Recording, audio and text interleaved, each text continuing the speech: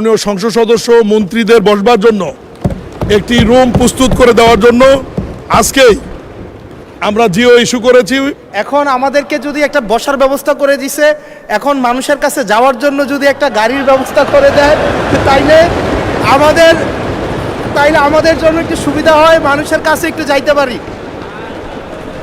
দীর্ঘদিন মাননীয় সংসদ সদস্যের একটা দাবি ছিল যে মাননীয় সংসদ সদস্যরা উপজেলা পরিষদে গেলে তাদের বসার কোনো জায়গা থাকে না, তারা কোথাও বসতে পারে না। এ ব্যাপারে কয়েকদিন আগে একজন মাননীয় সংসদ সদস্য দাবি করলে মাননীয় প্রধানমন্ত্রী জনাব তারেক রহমান এ ব্যাপারে প্রয়োজনীয় ব্যবস্থা গ্রহণের জন্য আমাকে নির্দেশনা দিলে আমি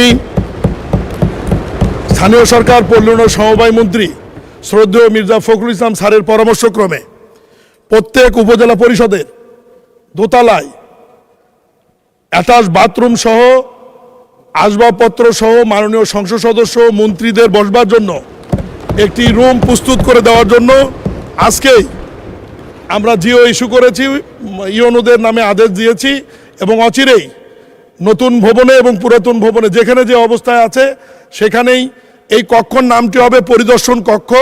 কারণ মাননীয় সংসদ সদস্যের নামে রুম বরাদ্দর বিধান নাই, এই কারণে পরিদর্শন কক্ষ নামে এই কক্ষটি থাকবে। মাননীয় এমপিরা ওখানে বসে তাদের প্রয়োজনীয় কার্যক্রম এবং সাধারণ মানুষের সঙ্গে দেখা সাক্ষাৎ এবং সময় ব্যয় করতে পারবেন।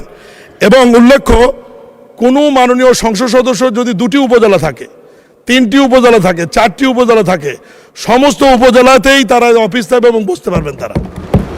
আমি এ ব্যাপারে পদক্ষেপ নেওয়ার জন্য মাননীয় প্রধানমন্ত্রী আমাকে নির্দেশনা দেওয়ার জন্যে সকল সংসদ সদস্যদের পক্ষ থেকে মাননীয় প্রধানমন্ত্রীকে সবাইকে একটি করতালি দিয়ে অভিনন্দন জানানোর জন্য ধন্যবাদ জানাচ্ছি।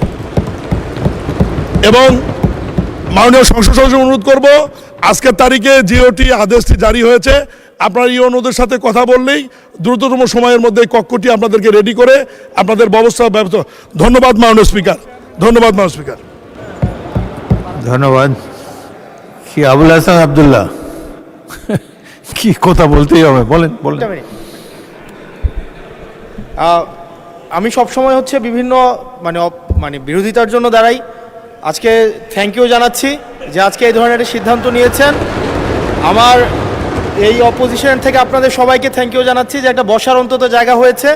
আমরা লজ্জায় একটা কথা বলি না, এখন এই পার্লামেন্টের সেকেন্ড মোস্ট জুনিয়র হিসাবে একটা কথা বলছি আপনাদেরকে, সেটা হচ্ছে যে আমাদের একটা ইউনো মহোদয়ের একটা গাড়ি থাকে, উপজেলা চেয়ারম্যানের একটা গাড়ি থাকে, আমরা ভাড়ায় গাড়ি চালাইতে হয়। আমাদেরকে যদি আমরা লজ্জায় এটা বলতে পারি না, আমরা এটা লজ্জায় কোথাও বলতে পারি না। এখন আমাদেরকে যদি একটা বসার ব্যবস্থা করে দিছে, এখন মানুষের কাছে যাওয়ার জন্য যদি একটা গাড়ির ব্যবস্থা করে দেয় তাইলে আমাদের জন্য একটু সুবিধা হয়, মানুষের কাছে একটু যাইতে পারি।